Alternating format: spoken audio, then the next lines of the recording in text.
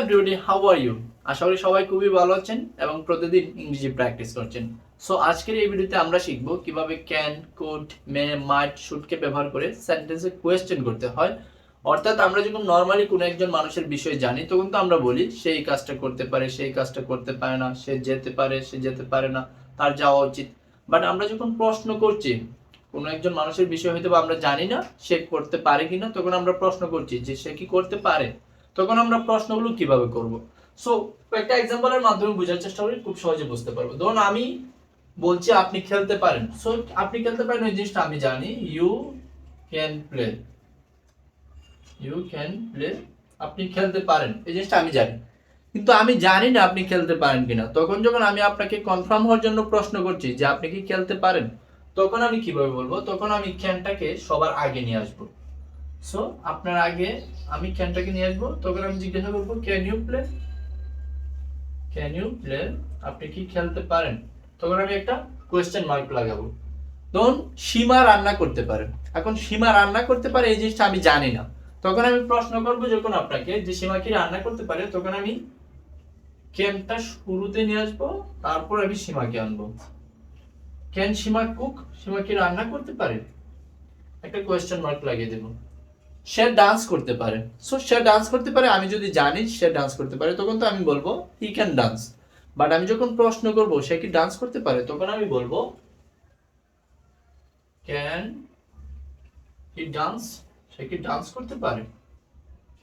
কেউ একজন আমার বিষয়ে জিজ্ঞাসা করছে, কেউ একজন আমার বিষয়ে জিজ্ঞাসা করছে, কেউ একজন আমার বিষয়ে আপনার কাছে, কেউ একজন আমার বিষয়ে আপনার কাছে জিজ্ঞাসা করছে যে সাইমন কি ইংরেজি বলতে পারে। তখন আপনি, কেউ একজন আমার বিষয়ে জিজ্ঞাসা করছে আপনার কাছে যে সাইমন কি ইংরেজি বলতে পারেন, তখন সে আপনার কাছে জিজ্ঞাসা করতে পারে can Simon, can Simon speak English, speak English, can Simon speak English, Simon কি ইংরেজি বলতে পারে, সে যখন প্রশ্ন করবে। সো এটা ছিল কি পজিটিভ কোয়েশ্চেন গুলো। আমরা যখন কোনো একজন মানুষ পারে এই জিনিসটা জানতে চাচ্ছি, তখন আমরা এগুলো ক্যান কি দিয়ে করব। কিন্তু ধরুন কোনো একজন মানুষ কোনো একটা কাজ করতে পারে না, এখন এই জিনিসটা আমি জানতে চাচ্ছি সে কি কাজটা করতে পারে না। এই জিনিসটা যখন জানবো আমি তখন কিভাবে বলবো? সো আপনি ফুটবল খেলতে পারেন না, আপনি ফুটবল খেলতে পারেন এই জিনিসটা যখন আমি জানি তখন তো বলবো you can not play football, you can not বা can't play football, play football, আপনি ফুটবল খেলতে পারেন না। এখন আমি জিজ্ঞাসা করছি আপনি কি ফুটবল খেলতে পারেন না, যখন না চলে আসছে তখন আমি কানটাকে সবার আগে নিয়ে আসবো। Can't you play football, play football, একটা কোয়েশ্চেন মার্ক। সেক্ষেত্রে আরেকটা জিনিস হচ্ছে আপনি এটাকে চাইলে এইভাবে প্রশ্ন করতে পারেন, can you not play football, play football, আপনি কি ফুটবল খেলতে পারেন না। তখন যদি আমি ক্যান এবং নট দুইটাকে আলাদাভাবে বলি তখন নটটাকে আমার ইউর পরেই রাখতে হবে। কিন্তু আপনি স্পিকিং এর ক্ষেত্রে কান্ট শুধুমাত্র প্রথমে একসাথে ইউজ করুন, শর্ট ফর্ম ইউজ করলেও ভুল হবে না। ওকে, সো আমি যখন জানতে চাচ্ছি আপনি কি এই কাজটা করতে পারেন না, আপনি রান্না করতে পারেন না, আপনি কি রান্না করতে পারেন না, তখন হচ্ছে কান্ট ইউ কুক, আপনি কি রান্না করতে পারেন না। আপনি কি ইংরেজি বলতে পারেন না, sorry, can't you speak English, আপনি কি ইংরেজি বলতে পারেন না। সো আমি যখন জানতে চাচ্ছি আপনি পারেন না তখন হবে কান্ট, আর যখন জানতে চাচ্ছি আপনি আপনি কি ইংরেজি বলতে পারেন তখন হবে ক্যান। ওকে, পজিটিভ সেন্টেন্স গুলো ক্যান আর নেগেটিভ সেন্টেন্স গুলো হবে কান্ট। এখন যখন আমরা কোনো একটা অতীত নিয়ে কথা বলি, অর্থাৎ কোনো একটা সময় আমি কোনো একটা কাজ করতে পারতাম বা পারতাম না, তখন আমি অন্য কাউকে যখন প্রশ্ন করব যে আপনি কি এই কাজটা করতে পারতেন, আপনি কি সাইকেল চালাতে পারতেন, তখন আমি কিভাবে বলবো? যখন আমি আমি জানি যে আপনি সাইকেল চালাতে পারতেন তখন আমি বলবো you could, you could ride cycle. So আপনি সাইকেল চালাতে পারতেন, আপনি সাইকেল চালাতে পারতেন। এটা হচ্ছে আমার একটা অ্যাফার্মেটিভ সেন্টেন্স যেটা আমি জানতাম, কিন্তু এখন আমি জানি না আপনি সাইকেল চালাতে পারেন কিনা। বা পারতেন কিনা, তখন আমি কিভাবে জিজ্ঞাসা করবো? তখন আমি কুডটাকে সবার আগে নিয়ে আসবো।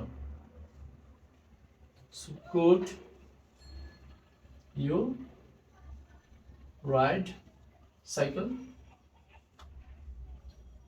আপনি কি সাইকেল চালাতে পারতেন? আপনি কি রান্না করতে পারতেন? Could you cook? আপনি কি রান্না করতে পারতেন? আপনি কি দৌড়াতে পারতেন? Could you run? আপনি কি দৌড়াতে পারতেন? আর যখন আমি আপনাকে জিজ্ঞাসা করবো আপনি কি রান্না করতে পারতেন না, আপনি কি সাইকেল চালাতে পারতেন না, তখন আমি কুডের পরিবর্তে করে কুডেন্ট লাগিয়ে দেব। আপনি কি রান্না করতে পারতেন না? Couldn't you cook? আপনি কি আপনি কি দৌড়াতে পারতেন না? Couldn't you run? আপনি কি কথা বলতে পারতেন না?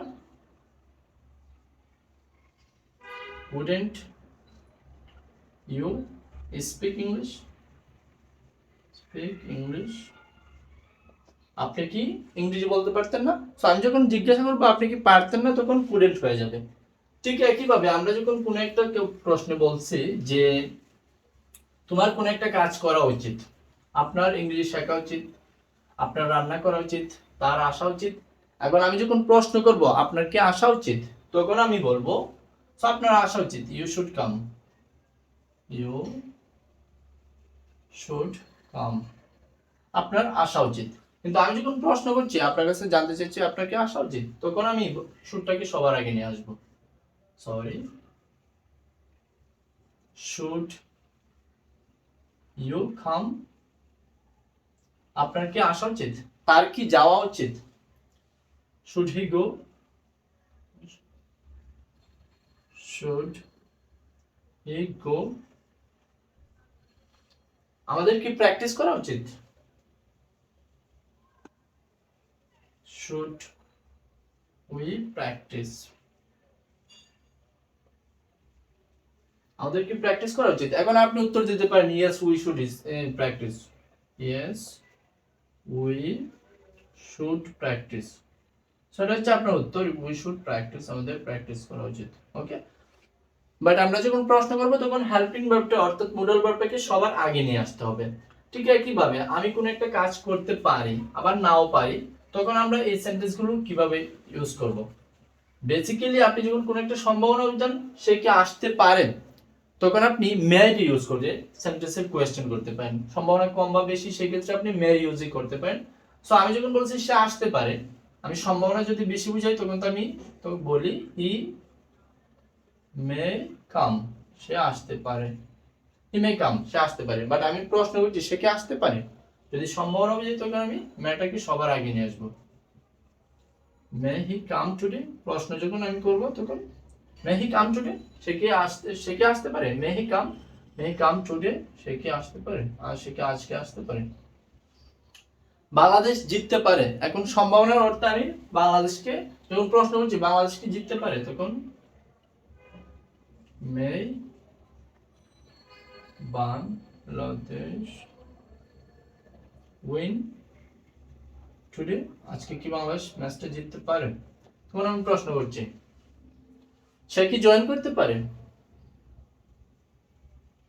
মে is join today, join today, সে কি আজকে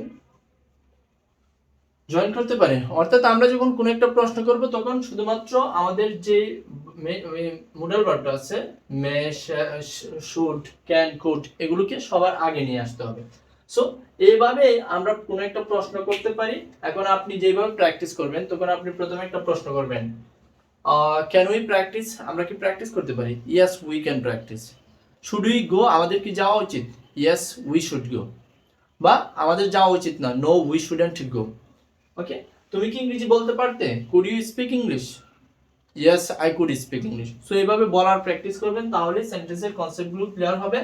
আর আমি গ্রুপে যেগুলো দিয়েছি সেইগুলো সেন্টেন্সগুলো আগে লিখবেন খাতায়, লিখে প্রতিদিন বলার প্র্যাকটিস করতে হবে। পাশাপাশি যে কনভারসেশনটা সেই কনভারসেশনটাও প্র্যাকটিস করবেন। সো আজকের মতো এই পর্যন্তই। যদি ভিডিওগুলো ভালো লাগে তাহলে লাইক করে দিবেন এবং শেয়ার করে দিবেন। আর যদি আমার চ্যানেলটিকে ফলো করে না থাকেন please follow my channel. Bye bye, take care, have a good day.